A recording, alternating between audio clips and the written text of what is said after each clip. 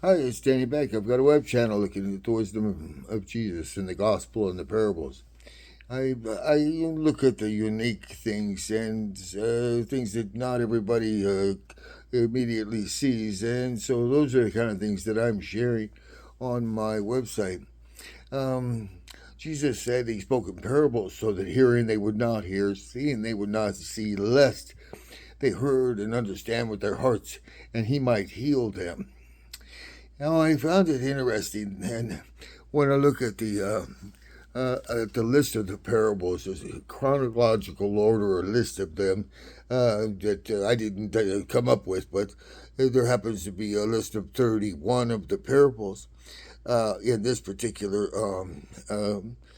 Bible, and then corresponding to that, there's a list of miracles, and the list of miracles happens to come to 35.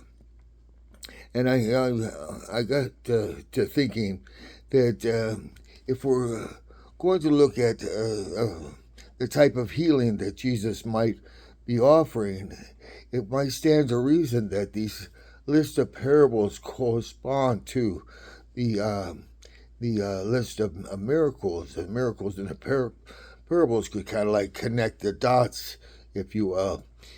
Jesus says at some point, that he speaks in spiritual terms, and the flesh profits nothing. Um, anyway, I found that interesting observation that perhaps when we study and look at the miracles, we might look for a spiritual application that Jesus is speaking regarding the parables and how that they have a healing power. And if we could just admit we're not well.